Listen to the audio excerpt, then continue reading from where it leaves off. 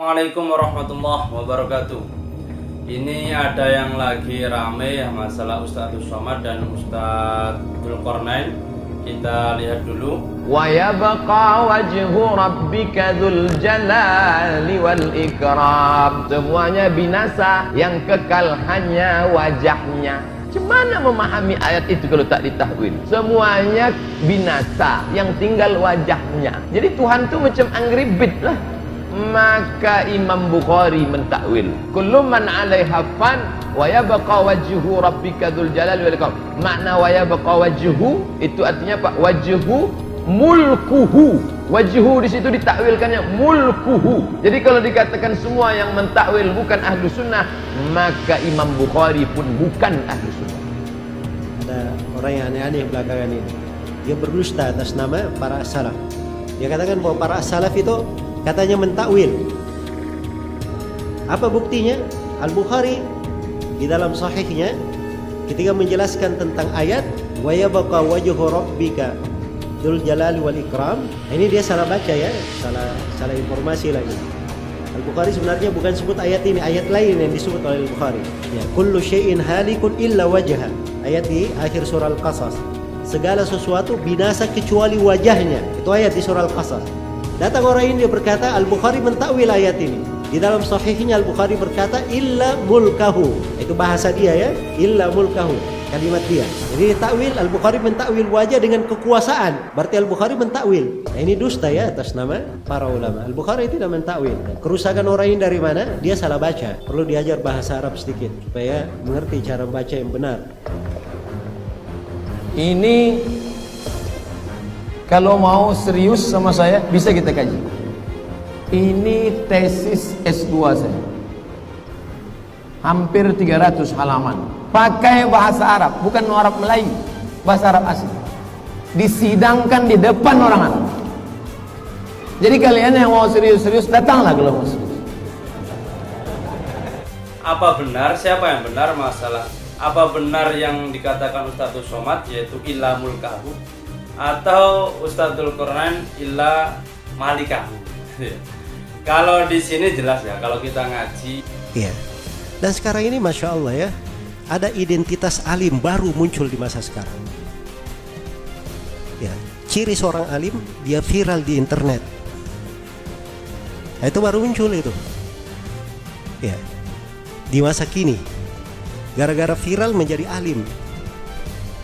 Nah, ini subhanallah harus dipahami oleh seorang penuntut. Contoh lain, ada seorang ustadz ahli syubhat, saya singkat UAS.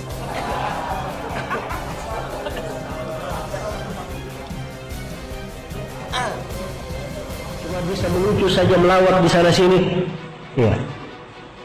Bisa melawat sampai ke luar negeri. Kemudian dia mengatakan bahwa jalannya para salaf adalah apa?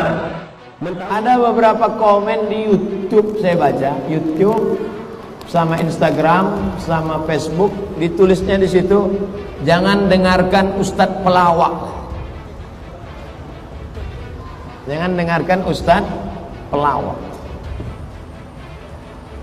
Hai yang mengatakan saya Ustadz pelawak, kira-kira ada tak Ustadz pelawak di Indonesia ini yang bukunya setebal ini?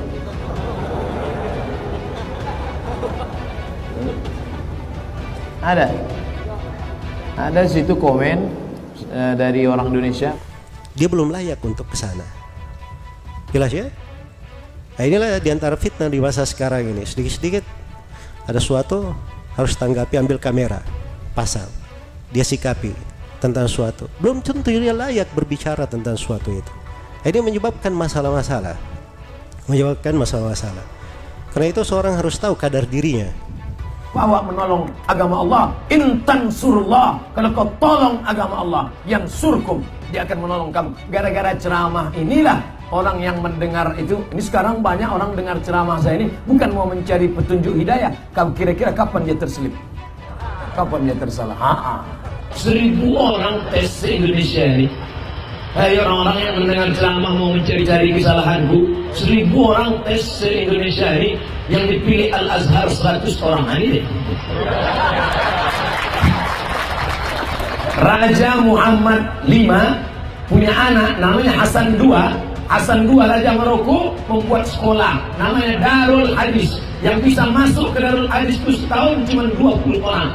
Yang 20 orang itu 15 orang Maroko. Yang 5 orang diperebutkan seluruh dunia. Satu dari yang 5 orang ini. Jengkal yang pertama, kalau seorang masuk di situ takabbar, dia bersombong. Iya, dia bersombong. Maksudnya dia baru belajar, jadi perasaannya, masya Allah, dia sudah kuasai semua ilmu. Dia sudah lebih hebat dari orang. Iya, dia sudah lebih hebat dari orang. Dan itu mirip ya di masa kecil dulu ketika kita belajar ilmu bela diri, baru belajar 1-2 jurus, masya Allah. Ya. Seakan-akan jawara sudah satu kampung, kan begitu? Nah, dari 20 orang itu yang masuk tahun 2004, dari 20 orang yang masuk 2004, yang selesai setahun 10 bulan, yang paling cepat selesai di antara 20 orang itu ini deh. Tesisnya 300 halaman, disidangkan di depan 3 profesor, selesai tercepat di antara 20 orang. Nanti kalau kalian nggak pula yang hanya modal buat status pendek, diviralkan orang, lalu terkenal, tak levelnya. At-takabbur lil mutakabbir sedekah. Orang yang sombong kepada orang yang sombong itu sedekah. Jadi saya sedang bersedekah. Kepada kalian yang cari-cari kekeliruan kesalahan saya. At-takabburu 'alal mutakabbiri sedekah. Katanya bersombong terhadap orang yang sombong itu adalah sedekah. Ini hadits tidak ada asal usulnya dengan lafaz itu. Iya.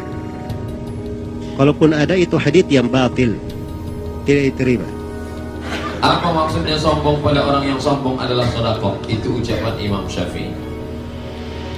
Iya. Kalau dai tidak seperti itu akhlaknya. Dia itu menyampaikan sesuatu berdasarkan Al-Quran dan Sunnah. Padahal yang dicintai dan diridhai oleh Allah Subhanahu wa ta'ala. Jangan berbicara sembarangan. Ya, tidak ada hadits yang seperti itu bunyinya. Yang baik dari Allah, yang tak baik dari saya sendiri. Bila ada yang salah, tunjuk, ajar, luruskan saya. Karena kita jangan pernah. Ini kadang banyak orang sombong, baru ada tazkirah 2-3 tempat sudah merasa selevel dengan Imam Syafi'i. Syafi'i makan, saya makan. Syafi'i minum, saya minum. Syafi'i baca Quran, saya pun baca. Maka Syafi'i berijtihad, saya pun berijtihad. Jangan ikut Imam Syafi'i, kembali ke Quran dan Sunnah. Syafi'i yang awak cakapkan tadi, Syafi'i mana? Apa hikmah yang kelima? Jangan pernah mengaku alim, tapi jadilah muta'alim, belajar. Nah, ini yang menjadi masalah ya, orang-orang yang munculnya di YouTube ya. Ya, siapa yang bikin aneh-aneh itu biasanya cepat dikenal di tengah manusia. Kok sombong kali Ustaz malam ini? Aku tak perlu menjelaskan diriku pada sahabatku karena mereka mencintai aku, dan aku tak perlu menjelaskan diriku pada musuhku karena tak akan berpengaruh pada cara pandang mereka terhadap aku.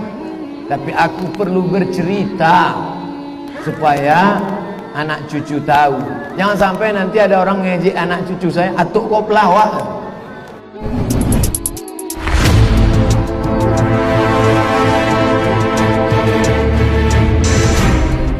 Imam Syafi'i mengatakan takabbar 'alal mutakabbir marratain.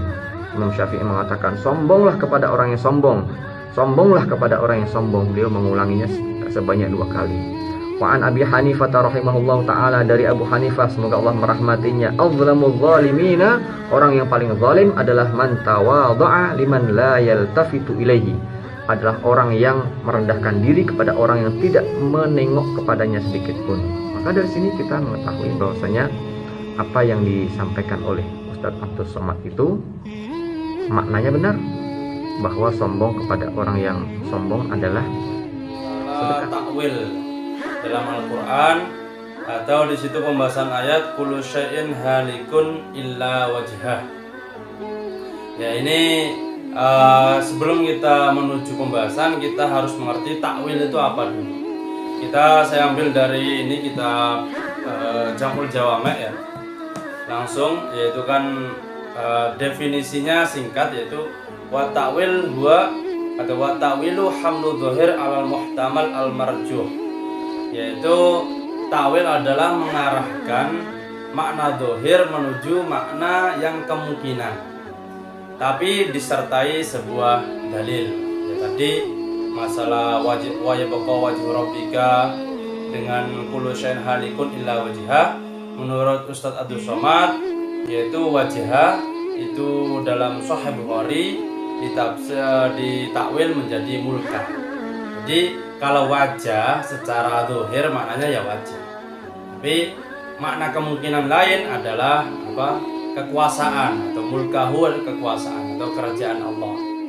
Dan menurut Ustadzul Qarnain, nah ini kita langsung masuk ke pembahasan, yaitu kullu syai'in halikun illa wajhah. Apa benar, siapa yang benar masalah apa benar yang dikatakan Ustadzul Somad yaitu illa mulkahu, atau Ustadzul Qarnain illa malikahu? Kalau di sini jelas ya, kalau kita ngaji ya jelas ya. Kalau kita ngaji di pondok pesantren ya tetap bacanya illa mulkahu. Jadi semua apapun itu rusak binasa kecuali kerajaan Allah.